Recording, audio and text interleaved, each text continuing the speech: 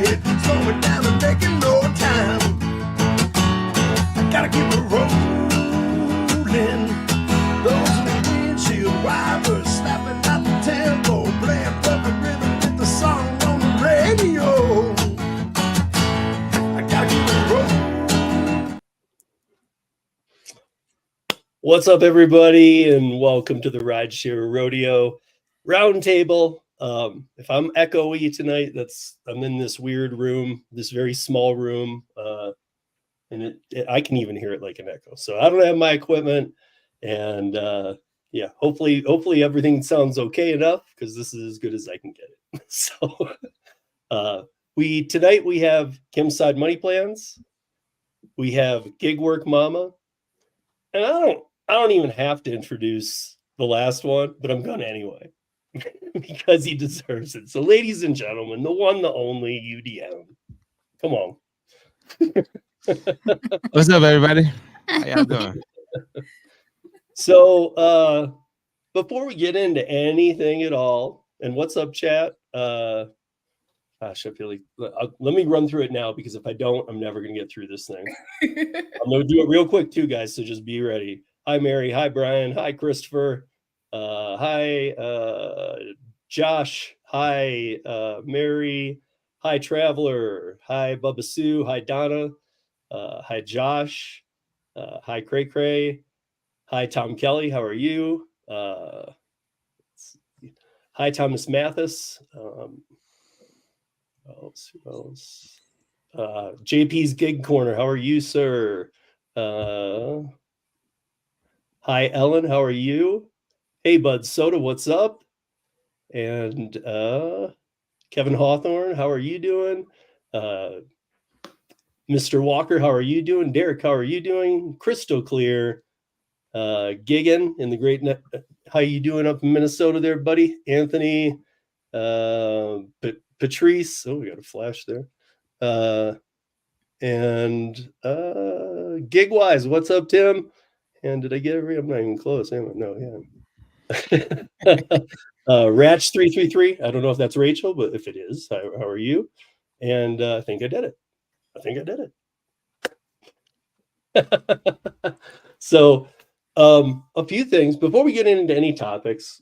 I think everybody saw this week, and in pure UDM fashion, he did it without telling anybody or had no kind of warning or anything. Just this is how he does things, you know. He just yeah, it's I mean, literally comes out of at that time. It's more than a surprise. It's at the time you never expect it. You're doing a live and boom, and something changed a little bit this week. Do you want to tell us about it a little bit, or? Well, one thing I want to clear up here is many people feel like it's a retirement. It's not a retirement. It's just shifting the focus, focusing on the things that are, everything is important to me, right? But I had to make a decision. That's why it was a very difficult one. I had to make a decision to scoot some things off of my plate that I just could not commit to. And that was my live stream, my once a week live stream, and constantly like putting out some type of video per week it's gotten a bit difficult with my time. Yeah. I mean, I know that not too long ago you stepped away before too. This one it might be a little bit different, but I always, when you stepped away the last time, it didn't shock me. You've done music production, you've been working on these documentaries. You have other goals, man. It's and I know that, and I know that you really. I mean, so to me, I'm when you said it's not a retirement, I'm kind of laughing, because I'm like, of course it's not a retirement. You're not old enough to retire. Well, when you talk, I'm speaking in gig years though. Yeah. Gig years. Is that like dog years? That's like dog years. It's like dog years. I'm old as hell, and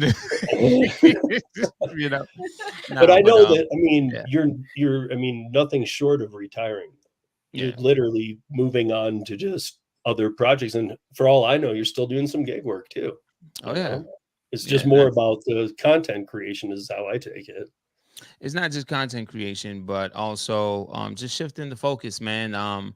Yeah, there is going to be content creation, but the content creation is going to be elevated, compared to the typical type of content that I've put out years before.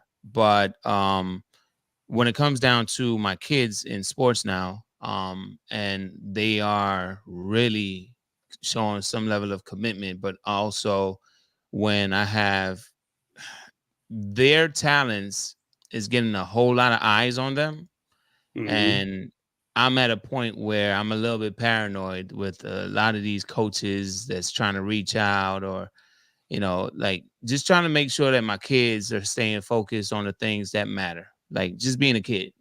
you know Yeah. that just be a kid, that like right now is not really something I don't need anybody trying to convince my kid, hey, yeah, come to my school.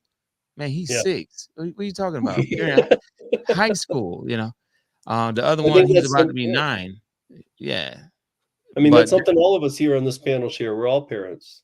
I that's mean, awesome. and we're all very involved parents too. I know that Yeah. UDM is. I know Kim is. I know Cheyenne is, and I know I am. And I mean, Yeah. we are all very involved parents, and I can In totally sports. respect it. Yeah. So that's one aspect of things where both my kids are like, I'm a sports dad. I didn't Mhm. expect to be a sports dad in 2024, but yeah, running up and down, taking them to their trainings, to their practices, and all of the above, right? And going to their games. Um, that's 2024, right? But also just trying to, like I said, shift the focus, right? And elevate, right? I've helped thousands of drivers, right? Those that have contacted me directly, and those that just watched my video and left a comment underneath that video or sent me an email.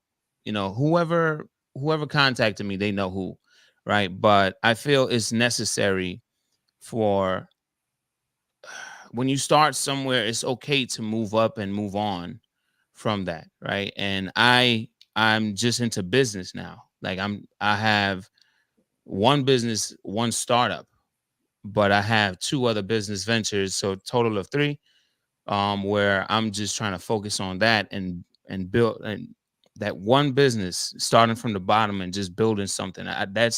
I don't even want to consider that to be a small business. That's not where my mind is. I'm thinking big business, Fortune Mhm. 500. That's the type of business I'm thinking of.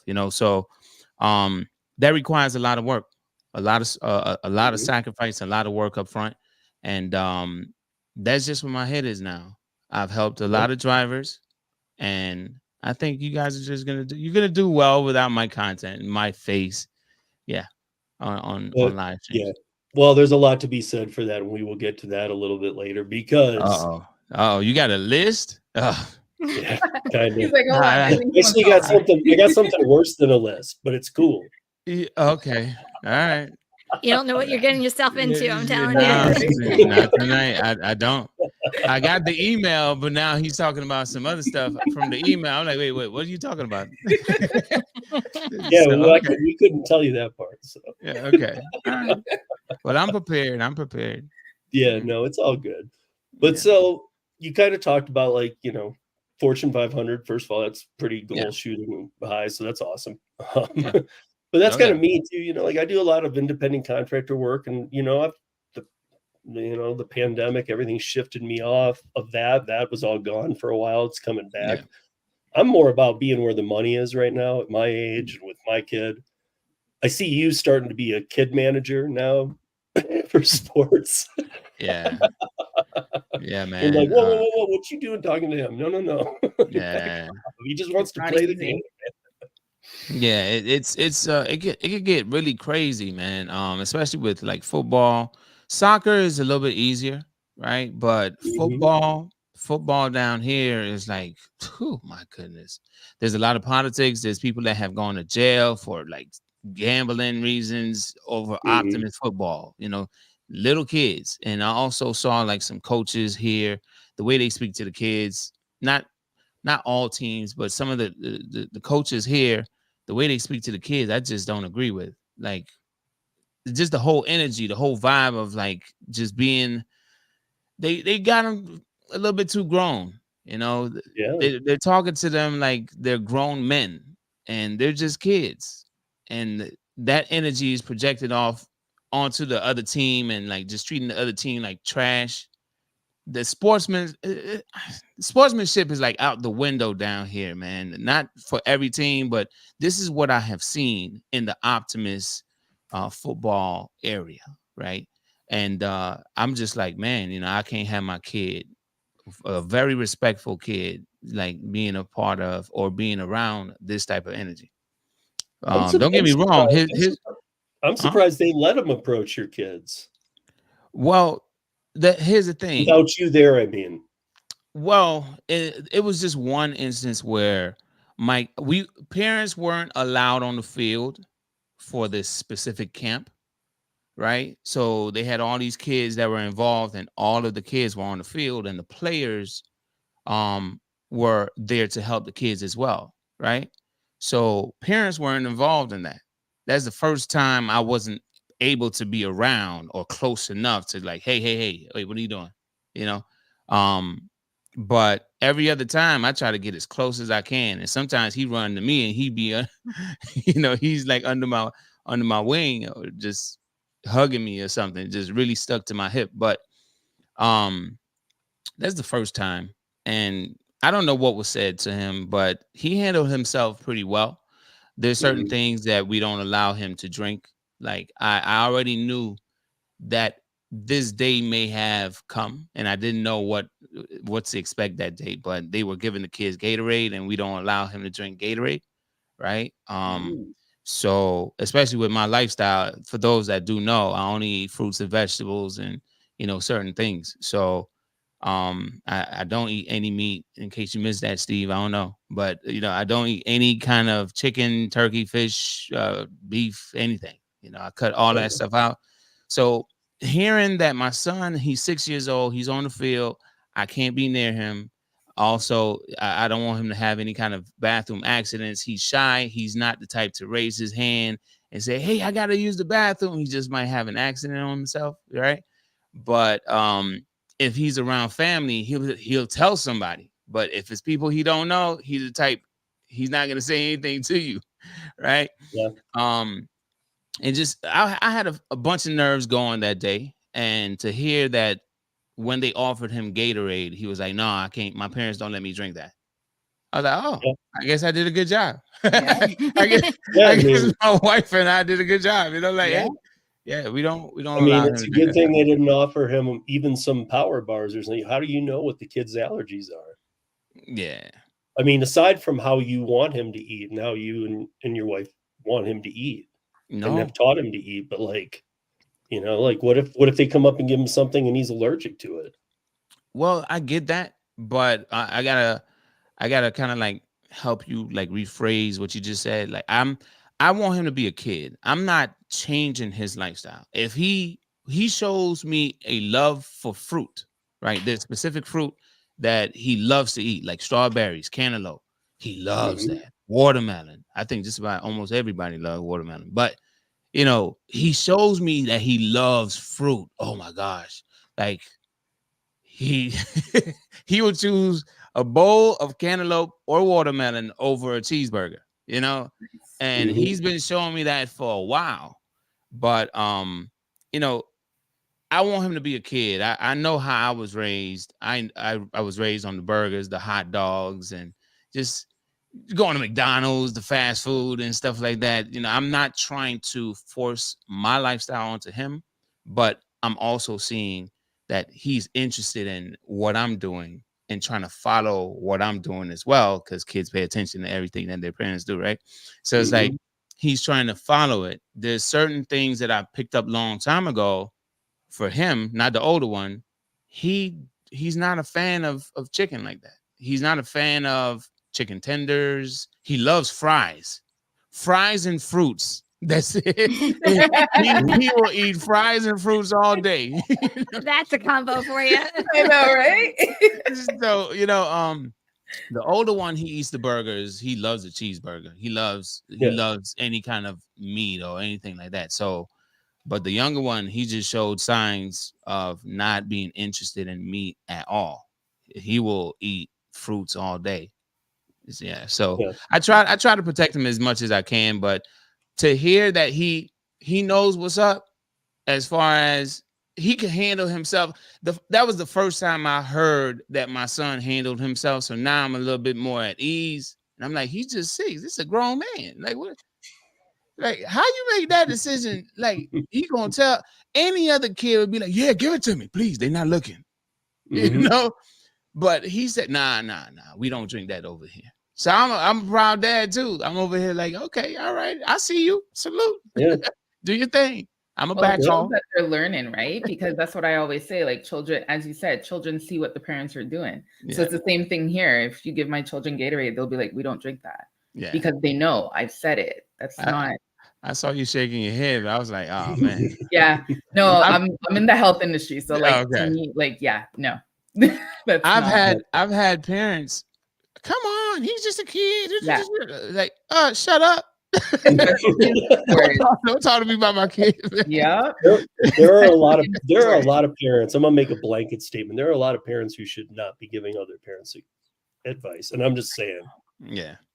I always I said mean- when I became a parent, I would never judge another parent for whatever choices or whatever they do with their own kids, because Yeah. only they know their own kids, and Yeah. who am I to ever pass judgment on someone else's parenting? So as soon as I became a parent, that's what I said, and I've stuck to it ever since. There's no manual With for the kids out exception of there. safety. With the What? exception of safety. Like if you ever thought a kid was not safe. Well, of course, yes, that's child kind is of driving with a, their that's head kind out of the a window, I don't given. know. But I'm just saying, like regular parenting 101 and decisions that are made, like that's up. There's no, like I said, there's no manual or shortcut to know how every kid is. Every kid is different. Yeah. I mean, I do have some things that get on my nerves, though. I'm not gonna go through the whole list, but one of the biggest things for Don't me, we all? one of the biggest things for me is like, say, if I'm in a crowded area, let's just say a grocery store, right? Some days the grocery store is like really packed, and I see a little kid that you could tell they don't know where they're going. They're too young to be wandering off by themselves, and I look around like, where's the parent? No parent. And there's no parent. That I lose my mind, and I try my best to keep my eye on the kid to make sure, hey, oh, that's your Nobody son, takes that's them, your nobody- daughter. Yeah. I can't tell you how Yeah. many times in Yeah. retail there were lost kids all the time, and we would have them in our executive offices, and we Terrible. would page and we would call, and like half Yeah. hour, 40 minutes goes by. Like, how do you not know your kid is missing for a half Wow. hour in a department Yeah. store? Like, it blows my mind. That's crazy. Yeah, the only kid I wouldn't mind losing is Joshua 305. He's in the chat right now.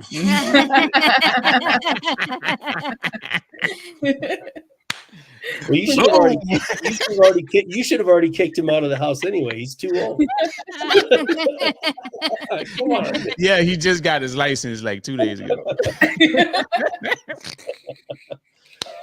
Okay, so here we are. You started in what, 2017, 2018? Yeah, with YouTube or gig work? With gig work. 2017, March 2017. 2017, yeah. So we're just over 7 years of you doing this. Yeah. And so, maybe you've tried this or that or the other. And I know that, you've done a lot better, as most people have who have really got into it and tried it, with the catering versus the food.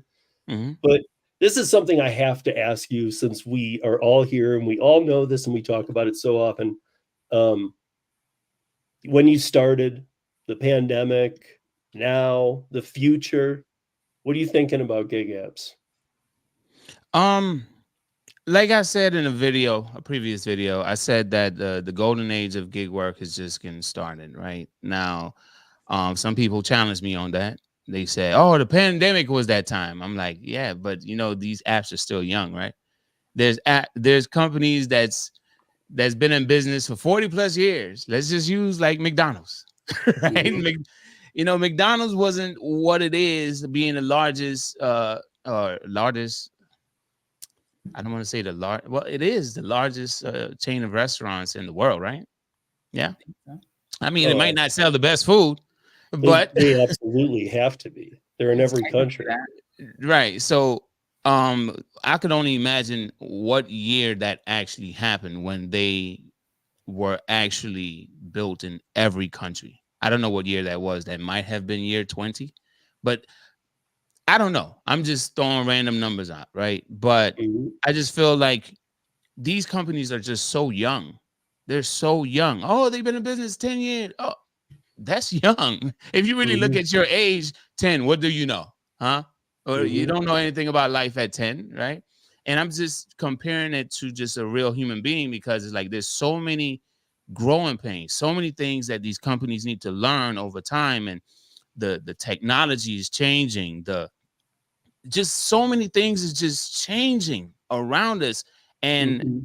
I'm like, I started in 2017 and I was having a conversation with the same Josh that I wouldn't mind losing, right? um I just had this conversation with him and I said, man, it's only been 7 years, but these apps have changed so much in 7 years. It's Mhm. ridiculous. So I'm like, if it's changed so much in such a short period of time, we have a whole longer way to go. And at some point, the government is going to step in. A lot of people want the government to step in, right? Some Mhm. people don't. But at some point, the government is going to step in, just like in New York, just like in Cali, right? Mhm. And something is going to happen where people are just going to be like, oh, I love it. I don't know Or when that's gonna kick in, but Mhm. someone somewhere is gonna be like, hey, I love it. The same way as when on DoorDash, before Top Dasher, the drivers or the dashers before Top Dasher even existed, we had that before Top Dasher experience, right? Sure. And then those that signed up and they got the Top Dasher experience, they didn't know anything prior to that. And we Right. like, we're the disgruntled, like, oh no, this is terrible. And they're like, yeah, this is great. They're like, what are you talking about? Mhm. So I feel at some point, everything will level out. Right now, there's a lot of experimenting going on with the platforms, trying to find something to remain as consistent, but all that seesawing will eventually subside. And I feel we have a long way to go, you know. And as far as gig work, I feel like if you're gonna be in gig work for some years to come, maybe 10 plus years, you may see something way different than we are experiencing right now. And I think it's gonna be more positive then. I don't Yeah. know. That's just my prediction. Don't hate me for my opinion on this. I'm just saying, I see it from my perspective and seeing all the seesawing that has taken place in the last 7 years and the things that they have tried, the things that the government has intervened a bit. I'm seeing some things.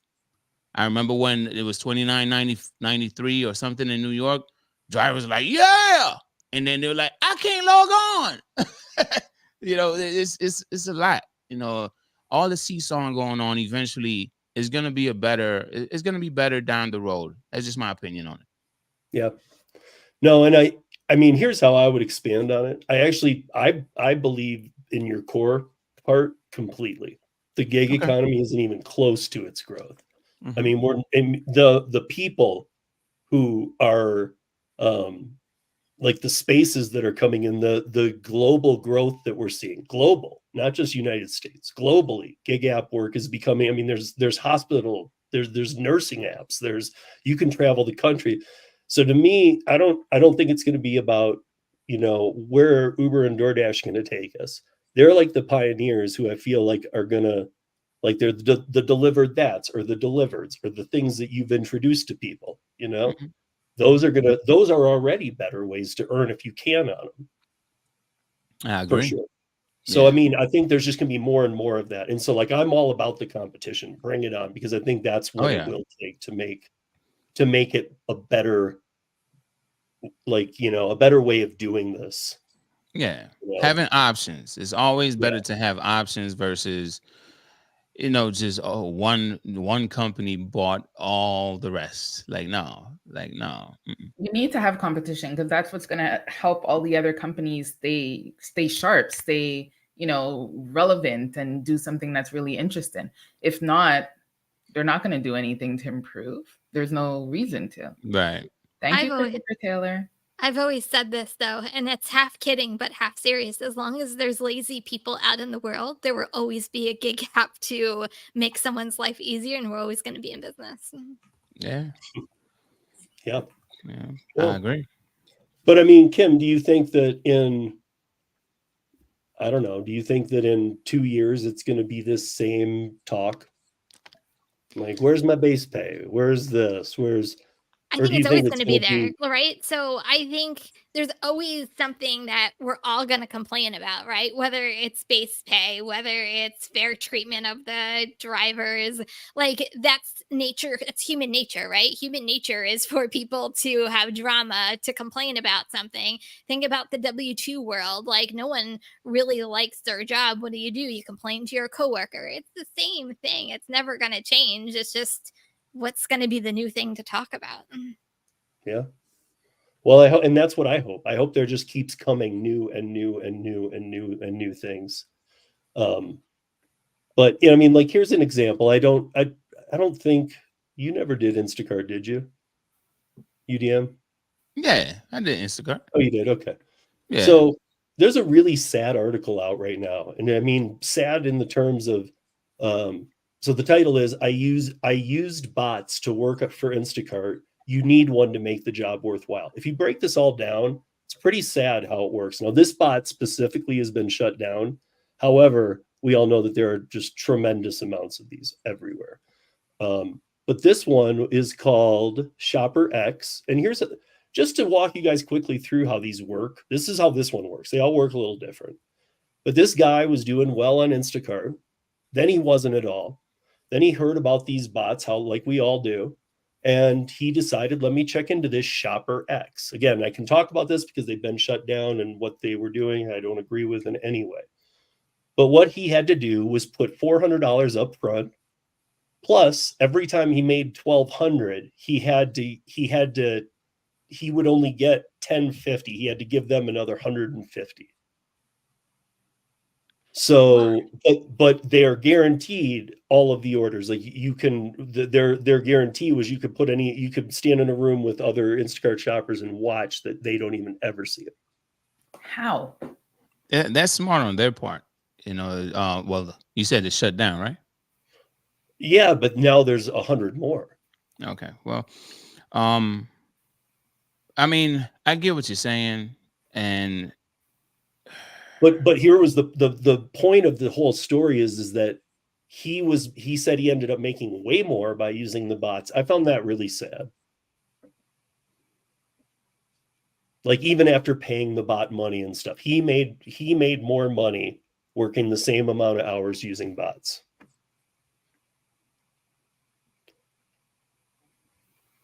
And I don't really know how to feel about that because like that's a horrible thing. I mean, there's not 4 bots, there's 400 out there. So Gary But how does it work? Gary says, as a developer, you make more money from bots than anything else. You can charge $400 plus a month per account. Well, and that was another thing it says, Gary, that every time you reach so here's what it says. You pay the 150 out of the 1,200 and then it says once you had shopped that much, you had to buy another code to keep the bot. So I was thinking like, wait a minute, are they going to charge you another 400 and then pull another 150 out at the next 1,200? Because I mean, at that point, they're pulling 550. Is it profitable at that point? Huh? Like if you have to keep paying 400 and then they take out the 150, like is it really profitable at that point? This guy was making more money, then I guess it is. I don't know. I have a hard time giving anybody my money. But if he's getting all the orders that people aren't getting, then maybe it is. For all I know, all of us up here and everybody in the chat doesn't use bots. Don't know, but I don't think any of us do. So some people in the chat said that they use bots. All right. Okay. So here's the thing. So there wouldn't be 3 bot companies a year ago and 30 today if they weren't doing extremely well. Yeah, exactly. Yeah, that's true. I mean, it's not like, you know, there were 3 and they're not doing real well. Like they make a lot of money, like Gary said. And so Now when you think about it, right? Just to chime in here a little bit. One thing we talk about, well, we've spoken about many times, is oversaturation, right? mhm, Oversaturation. Yeah, if you're the only person, if the company that made the bot is selling it to the driver, if the driver is only thinking of self, like, oh, you'll get to see all the all the other orders. Yeah, but what if there's like 5 other people that's in the same area as you with the same damn bot? It's like now you're even more in a more competitive situation than you thought, and you have to come out of pocket a bit more. So yeah, you may make a bit more, but it's right at the end. It's like you're gonna take a hit at some point. Maybe not now. Maybe you may have a better week, but at some point you're gonna take a hit. So at the end, I just have a question for everyone in the chat and everyone on the panel. Are we shooting ourselves in our own feet? It's like when it comes down to doing these types of things, like, oh man, you know, I want to get this bot. Relating to this story, did this driver shoot him or herself in their own foot by saying, okay, I'm gonna get this bot, and eventually, I don't even know what it's like now. Well, yeah, for But mhm. sure. but as a question, did this driver shoot themselves in their own foot? For sure. That was Because another thing I was thinking too. Is there a honeymoon period? Just like with that's the the thing. apps, like they're showing you, like, look how good these bots do for you for a couple months, and they're like, whoop, bye. I mean, I Yeah. don't know. The other problem with a lot of bots, and I'm sure the whoever said in the chat that they are using them, I mean, you don't have to tell any details, but I don't know if this is still the case, but I do know that most bots used to require that they could log into your account. That scares the hell out of me too. You know, I don't want to be giving some company X that I have no idea where they are, who they are, nothing, my login credentials for my apps. I completely agree with Gary. I think I was the cause of my own oversaturation in my market. I'll be the first one to believe it. I Yeah. disagree. I disagree. Hey, he's speaking from a developer standpoint, and I'll say this, Gary. If it wasn't for oversaturation, I wonder where the Duh app would be. You know, True. a bunch of drivers getting the Duh app. You know, but I just disagree, because when it comes down to, if you have one app and you're only focused on this one app, are you really exercising your rights as an independent contractor? Like, is it because you're only focused on this app? Yeah, you might see the pay up front, but if this is like the beginning stages of learning how to run your own business, but you're just so loyal to just one, is it really like that? I'm trying to make sure I get my words right here, because I'm going at Kim and she got It's like rebuttal. it's like having an agent. It's like having an agent. You know for me food way delivery now. Yeah, I see you attentive. You put your good ear to. Yeah, you trying to hear what I'm saying. All right, but what I'm saying is, like, if these apps was the very base or the beginning of learning how to run a business, right? Mhm, Why even consider, hey, if you're promoting it or you're promoting something relating to it, mhm, or I feel like that's just the given side of you. You want to share something to help someone else achieve what you have achieved with this platform, whatever that platform is, right? Mhm. And you still go out there, you make the money you need to make. And one thing, I think it's called a scarcity mindset, where just because you see a bunch of drivers out doesn't mean that, man, I ain't gonna be able to make my money. Yeah, we've been doing it for years, making our money, and we figured out new ways to make our money. And this is where the business side of us kicks in, where we're always researching, we're always trying to expand into other areas, maybe work a new area, get away, learn how to not go where everyone will go, right? Go somewhere else, avoid the peak pay, or get to the status of top dasher or platinum. Well, we're not even going to go into all that, but get to a status that is going to separate you from the rest of the pack. Like all of these things, it became more competitive, but oversaturation, is it really real when orders still hit your phone? It's just the orders that's hitting your phone you don't want to take. But is oversaturation really real like that? I know. Yes. I'm not gonna shoot it down. I'm not gonna shoot it down, but when I hear people talk about oversaturation, I hear them talk about oversaturation in a way like, man, I can't make my money anymore. No, that's not the case. Like, I'm still, that's not the case. You know me. Like, I'm still making my money no matter what. I mean, I have all my apps. I go out and I hustle every day. That's not the issue. When you see what I see in my own area happening, and it's literally right in front of your face and it's blatant and you know what's going on, that's where I think oversaturation happened. And why I say I am the maker of my own problem is because I was that person who I wanted to share how to make money. I wanted to teach people this is, the good of what we do. And it was motivation, right? That's why I did what I did. But I think I shot myself in my own foot, because how would someone, and we're not talking like 2 drivers, so we're talking like 50 to 100 drivers in an area, how would they even know something like that? So when you see it happening right in front of you, like you can actually see the oversaturation happen, even though I know how to make my own money. Yeah, I don't believe. All right, there may be a lot of drivers on the road, right? But I don't believe there's not enough orders to go around. No, but that was the part I was going to add in, that we know the order volume's down because it costs more to customers now. And customers, I mean, we're not the only ones having a hard financial times right now.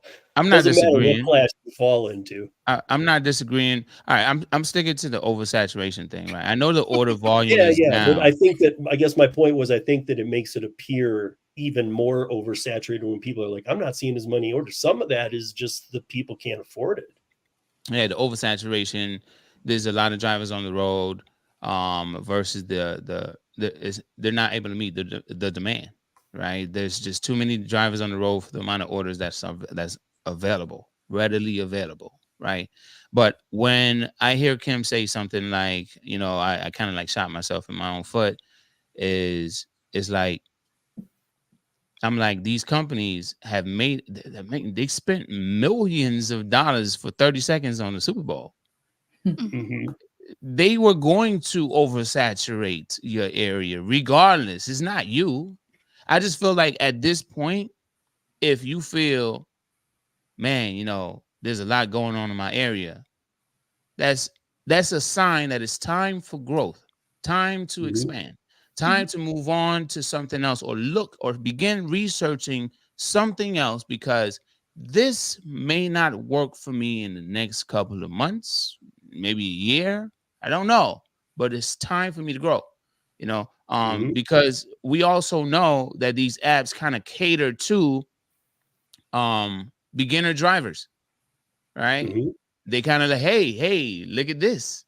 Yeah, you like this money, don't you? Yeah, come on, work these 16-hour shifts. Come on, hey, So they're gonna cater to those newer drivers, and those orders that we would normally get, they're going to those newer drivers as well. And I'm just like, hey, you know what?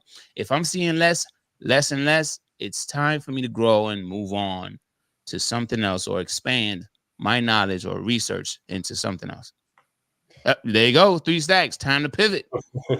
I was saying the same kind of thing. Like, there was a rideshare driver who, often will tell people like, hey man, you already said at UDM, you're an independent contractor. You should be getting some private clients. Look, Tony, the driven dad, does it all the time. I know other drivers that do it all the time. You know, if they feel comfortable. Obviously, if it's a short ride, you don't know the person, it's probably not a good approach. But if you're taking them to the airport, you click with them and they're telling you things like, hey, I always get crappy drivers now, or dirty cars, or that's your in right there. But I was talking to one guy who I was like, why don't you promote that you can do rides for people that you know you could be taking a lot? And he just didn't feel comfortable, even though he's an independent contractor, doing it on the apps themselves. But then we dug deeper, and this guy does woodworking. And I was like, well, then why don't you have a flap over the back of your car, over the seats, saying that you do woodworking with a QR code? Because you have riders in your car every day. You know, it's like, that's free. I mean, if you don't feel comfortable like fighting for rideshare, that's what you were saying, right? Yeah. Like, at least you should absolutely at least feel comfortable about advertising other things you do. Well, you just have to check the TOS though. Can you do that? I mean, only Gary reads. What's your name? Cheyenne? Cheyenne? Who's gonna tell them? You know what I'm saying? Kill me. No, but sorry, that's the old accountant in me. I'm like, just don't tell. Like, who's gonna tell on you? Well, besides, you're not doing anything to them. There isn't Uber woodworking. You're not taking business away from them either. Yeah, there's that. Yeah. That's true. Yeah. But like what I was gonna say, Steve, is the reason why I asked is that's how you were thinking, right? Is because it's not everyone that has that mind of, let's just say, entrepreneurship, right? An entrepreneur is always looking for new ways to start a new business, right? Or to promote a current business or something, you know? And that's your entrepreneurial mind, like seeing, hey, you're missing out here. What are you doing? You know? Yeah. And that person, they just might love carving wood, you know? And yeah. Well, this person actually work. So I was thinking they carve wood and stuff. Work. Like, he doesn't want to work. He doesn't want to work in like factories that he's done where you're just doing mass production, but he's willing to do small jobs for people. And he said, if I could, I would only do that. And so I'm thinking, dude, why is there no advertisement on the back of your seat, bro? You know what? You know what though? I believe that everything happens for a reason. And maybe you were the person that he needed to hear say that. Maybe somebody else said it before and he was just like, whatever. And maybe he needed to hear it from you. That, you know what? Steve's right. Let me go ahead and get this going and put that flap on the back of my seat. Maybe that's what he needed. Some people come off hard-headed. I see it on YouTube all the time. I say something on my channel, on my video, and they won't do it until like 2 years later when they hear somebody else say the same thing. So I'm like, okay, well, hey, you do your thing. You know, maybe you missed it when I said it, but I just feel like everything happens for a reason and everyone moves at their own pace.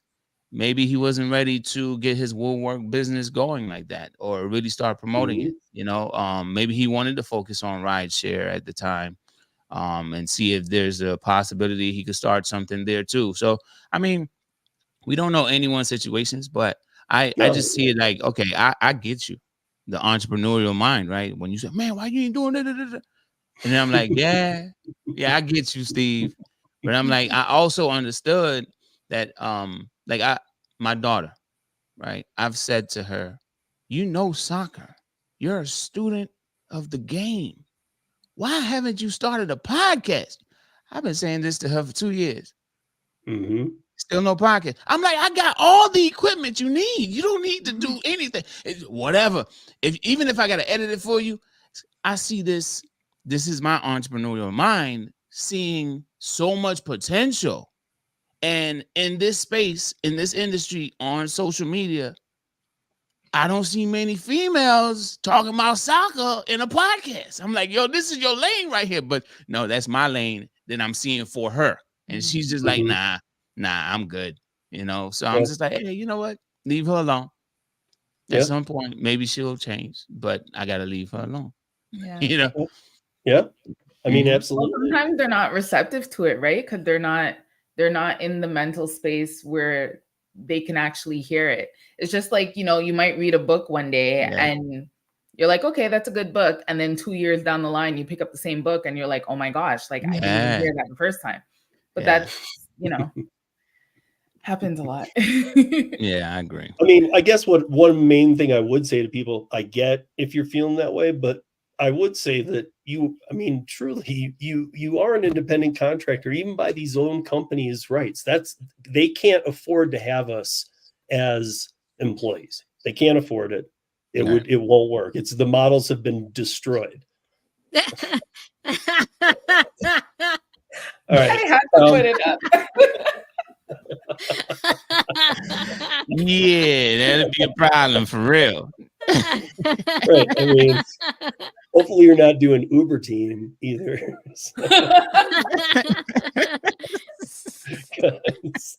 Oh man, wow. I miss Tom. Tom, I think that made Did you see the video? I think it's on YouTube, YouTube short, where the Uber driver is saying, "Hey, if we were in Pakistan, you would be I would abduct you," or something like that. I'm like, what? What? Yes.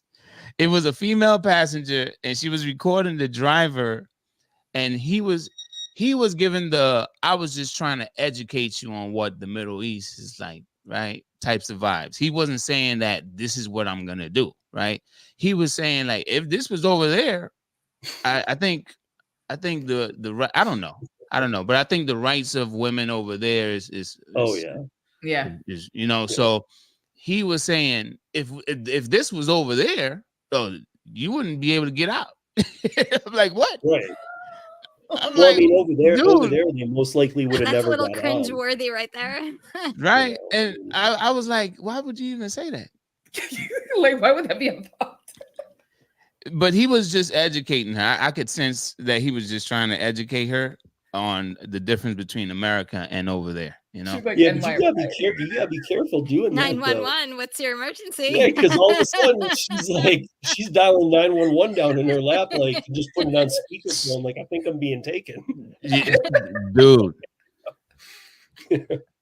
I have a unique set of skills. yeah, exactly, dude. That's not what you want to hear on a ride. Oh, No. Man. But yeah, that was crazy. But before I know this just rolled right by. We actually barely touched into topics, but I did take some time. I'm up in the mountains. That's why I'm echoing. You guys joined us late, but I took some time. Got a little help. Kim helped me out too, and I wanted to say something. Then I want to go through something. And when we're playing this, I want you guys to all leave comments for UDM in the chat, and yeah, because I also want to make sure he's watching this. So first of all, we never finished our discussions, UDM, on filling the cup. But I feel both of us have learned and grew from it. Oh, don't even get me started on filling the cup. We're not gonna get started.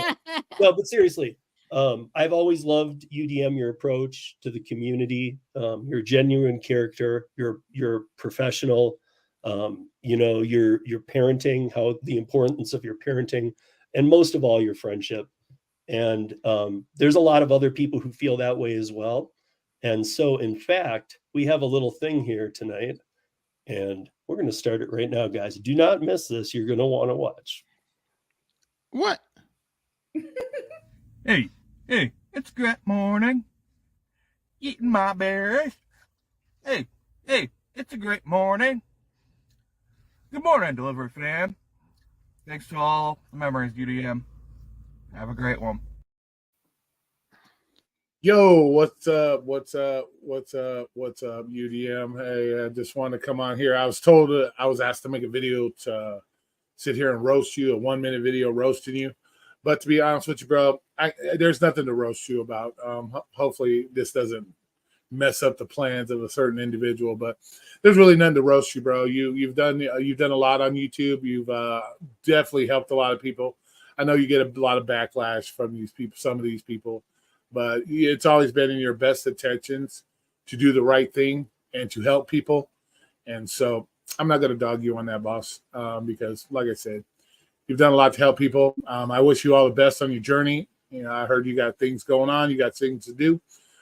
More power to you, and I hope you're successful to everything you do and everything you get, everything you want in your life. And I hope this is a big step forward in you doing the things that you want to do and doing the best in your life.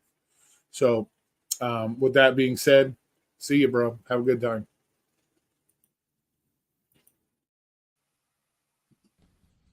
What's up, everybody? It's Cray Cray Nay here. You know, when UDM announced that he'll be taking a step away from YouTube, in that moment, I felt a lot of things. I felt lost. I felt confused. I felt a lot of pain. And not just because he was stepping away, it's because I wanted a damn wrench. Damn it! If you don't know, a wrench in UDM's channel was one of the most exclusive wrenches in the entire gig economy. It was the equivalent of winning the lottery twice. It was an honor to be a moderator for UDM. And I don't know what the qualifications were. Background check, blood sample, urine sample, upstanding member of the community. Well, that's why I didn't get it. But the community post he would put out every so often would have the list of names of the people that got the wrench, and we would all read it with anticipation, and the people that would read their names would be like, good morning, hey, great morning, and the rest of us, and when I say the rest of us, I mean me, would be like,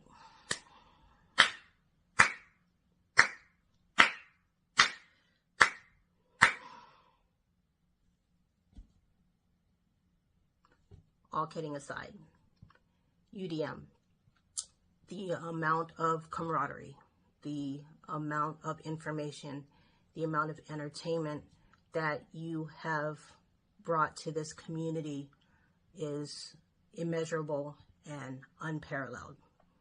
I'll miss you. We'll all miss you. And when you're ready to come back, let me know. I'll shoot you my resume. Till then, my friend, take care.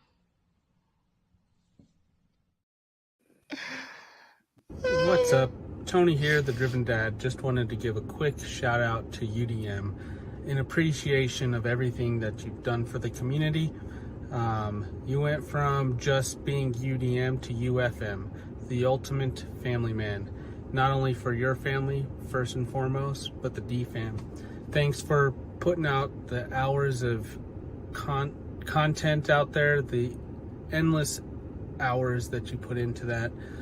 And thank you for the future series coming up of the docu-series.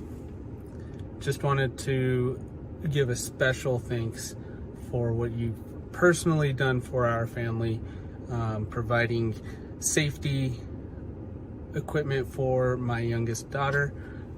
I'll leave it at that, because you didn't want any praise for that or anything, but thank you, UDM. You're the man. What's up, UDM? I know you're a lot of people will be on here sending videos and telling everybody how they're gonna miss you. I'm sure Lisa will be on here kissing your ass. But I just want to say I am thankful you are leaving finally, so I no longer have to look at Bud Soda every day, calling in, telling we need to stack a route. But for real, thank you for everything you've done for the community. You're one of the last few people that have personality and make good videos. And I'm sure you'll be back with smoothie time with UDM in a couple months when you're sitting around being bored at night. But for real, thank you for everything you've done. Deuces. UDM, I heard you're retiring. The GigTube community is going to miss you, but definitely was made better by your presence. Because of you, hey, I made a channel. I know you've inspired a lot of people, put a lot of people on, and gifted a lot of people with a lot of great knowledge. So enjoy the retirement. We're going to miss you in that big old Colgate smile, and I'm sure we'll see you around. Going on, Mr. Clean? So I was tasked with doing a little 60-second roast session. and nothing about you is short, so I'm going to try to keep it to the 60 seconds. I would have called you and told you about it, but, you know, at the end of the day, I would have had to schedule that with your assistant with how busy you are. Over the past couple of months, you've been trying to explain to people how to grow and move on, and it's time to venture on into new things, like catering, but I kind of saw right through that one. That one was all about your forehead, growing and getting bigger and larger.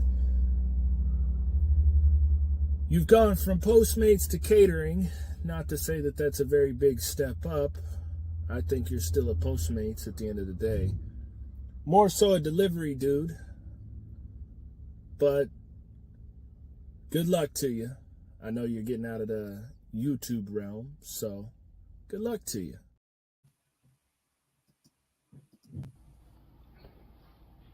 UDM, congratulations on your retirement, man. You did some good things, man, while you were on YouTube. But I'm really gonna miss you on YouTube, man. You and Kim showed me how to be better at what I do now. So shout out to you, UDM. But this is a roast. Let's start roasting. UDM, doesn't it sound like UDM sound like a car? Yeah, I just bought this UDM, dog. Yeah, it's pretty nice. UDM, doesn't that sound like, I don't know, something you get money out of? Hey, man, did you go to UDM tonight? Because you owe me $15. Or, man, you put this UDM on this chicken, it's fire. But regardless, man, I love you, man. You stay up, bro. Congratulations on your retirement, man. Thank you for the opportunity, bro. UDM, Hannibal here. I just want to take some time to thank you for all the hard work you have done over the last couple of years helping out gig workers, not just drivers on the road, but content creators as well. I have to say, 4 years ago, and I think I already told you this story, but for those who are not familiar, 4 years ago I started YouTube and just making videos, just plugging along, and I used to watch you. I used to watch DoorDash Dad, shout out to Derek, and just trying to figure out first how to do DoorDash, Uber Eats, these apps, and just how to be a content creator. Always admired your style, your charisma, just your passion for what you do, for what you talk about. And I remember the first time that you left a comment on my video. I don't know how many subscribers I had, who knows, but you don't know how much that meant to me when I realized that you watched my video and you thought that it was decent enough to comment on it. I always remember that. I'll never forget that. I appreciate your constant support for me. I know I used to talk about gig work and I'm talking about other things now, but at the same time, you've always been supportive of me and what I've been doing. And I hope I've returned the favor. I know that you are extremely talented. So whatever that you are planning to do is going to be amazing. I will be there. And I just want to say thanks. Thank you, UDM. Much love.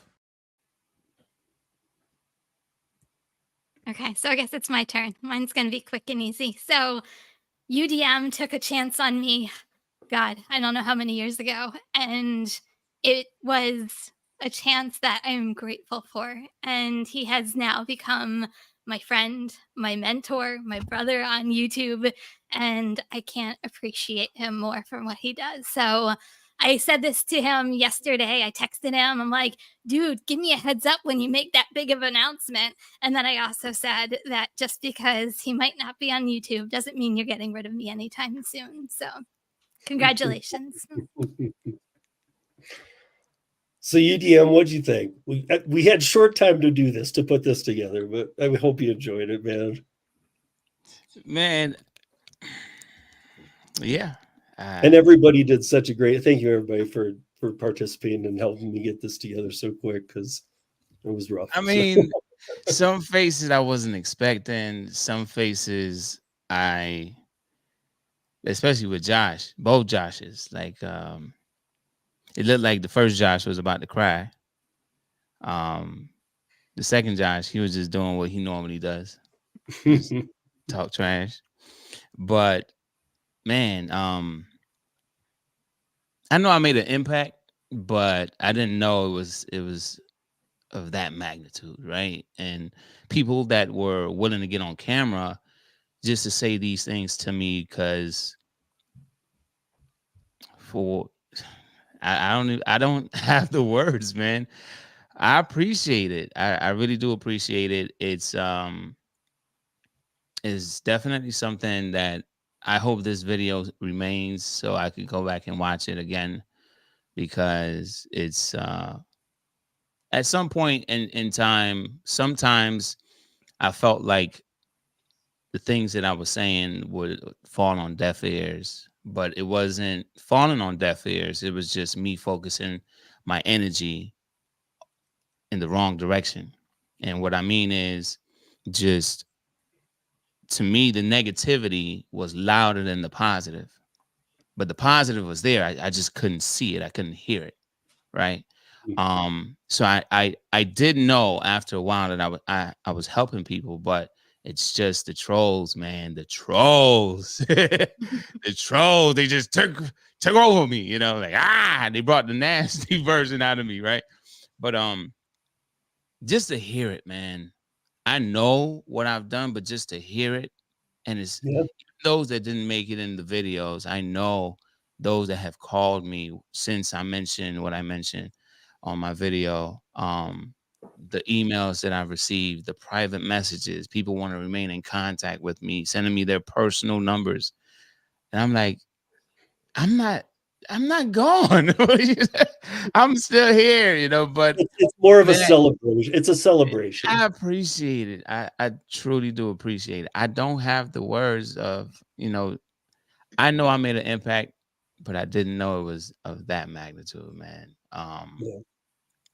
So I appreciate every last one of you. I appreciate you, Steve, and everyone that was involved in putting that together. It was, like I said, I wish I could, I'm going to, please leave that up, because I just might. You can go clip that for yourself, take it. Yeah, you know. Man.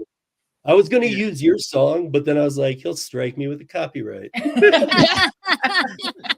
No, like if any of those people that said something positive about me, if we were to fall out for whatever reason, I'll just send them that video and say, see, you had something good to say about me then. Would you changed your mind?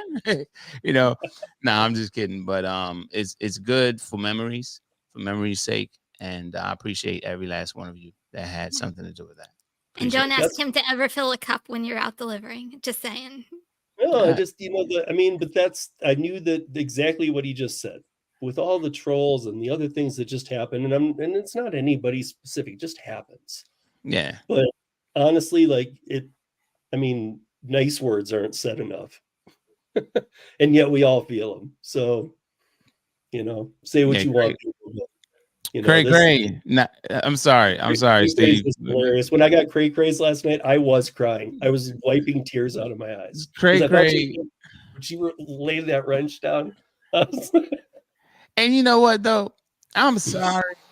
I'm sorry for those that were just clapping for everybody else. A slow clap. At one point, every person that was in my chat had a wrench, but at some point, those that had a wrench was abusing it by just hiding people from my channel.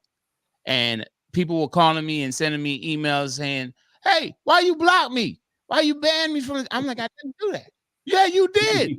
I'm like, wait, no, I did. Come to find out that people were banning people from my channel.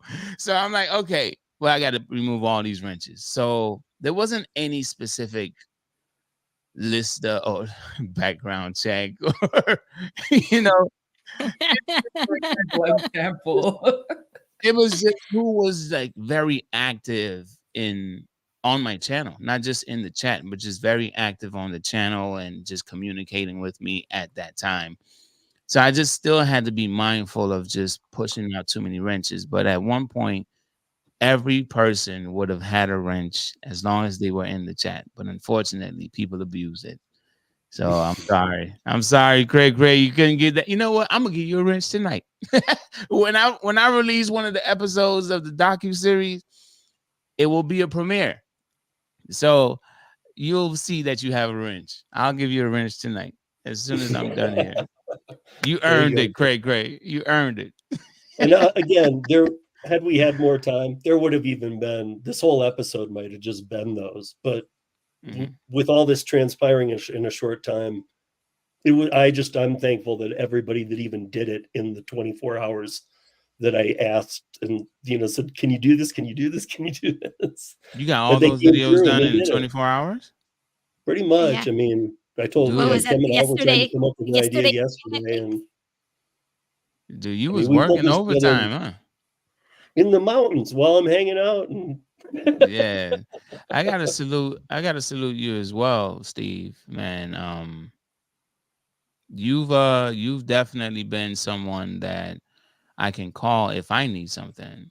It wasn't always that way, where sometimes, like, just being in the position that I was in, most times I'm the one getting the calls, I'm the one getting the emails, but it just felt good to need something, and I had someone to get in contact with as well, and Kim, don't feel jealous about it. Okay, but but yeah, like it felt good to have somebody that I could contact as well. And Josh, don't get in your feelings either. I know you listen. Yeah. You guys, I am I don't even know what to say. He's not retiring, but he's not gonna, the content's gonna be different. It's gonna be something different. But I think Hannibal put it, I had trouble putting those in orders. Hannibal's was so nice. I was like, damn, Hannibal did such a good job. So I had to put Hannibal's last because it was just, it was just spot on with, I think how many people feel. And, all of us will be watching what you do, period. I think that's one of the main things Hannibal said that I was like, absolutely, he doesn't have to be doing gig work for me to want to watch what he does. So I appreciate that. Yeah. I think a lot of people feel that way. It's just about growth. And I think tonight was the first time I actually, I've first time meeting you, Cheyenne. Is it Cheyenne? Yes. I've watched episodes with you and Steve, but this is my first time speaking to you. Yes, it is. I think, did you ever end up on my channel at any point? Yes, I have. Okay. The Gig Work Mama is like, I'm like, wait, I know that name. Yeah. Right. But nice to meet you. I wanted to at least say that. And Kim, hold it down hold it down. Okay? I don't think I can fill your shoes, so I'll do my best. Hey, I just might pop in on another break time, see what's on the, that's a Dr. Pepper. Still Dr. Pepper. Yeah. So I appreciate every last one of you, everything, all the support over the years, even like, the disagreements, the fact that we can disagree and not argue. Oh, I love that, and there's more to come. I will be in contact with, I don't know if with every last one of you, but Steve, Kim, I have your personal numbers. I will be in contact because there are some things down the road that I will be in contact with you about. Okay. And it's not just a docu-series. It's just some other things that I'm working on as well. So I look forward to meeting y'all in person. Cheyenne, you're in Canada? Yes. Okay. Are you planning to cross the border at some point in time? Yeah. I am. There are plans to go everywhere that DoorDash is available, everywhere that even Australia. Wow. Yeah, there's some big plans down the road. That's just docu-series related, but I've never been to Canada. I have family in Canada, but I just can't wait to tell our story. Nice. And from different perspectives. Yeah. Nice. Well, you guys, that's a wrap for the week. Thank you, everybody, again, for submitting those. Those were great. I thought every one of them was great. It was fun putting it together today. Thank you, panelists. Thank you for watching. Thank you for watching on the replay. And UDM, thank you very much for your time and being here tonight. see everybody back here next week. And until then, be safe, earn smart, and as Kim gave me. Wow. That's awesome. No, whatever. She was just a baby.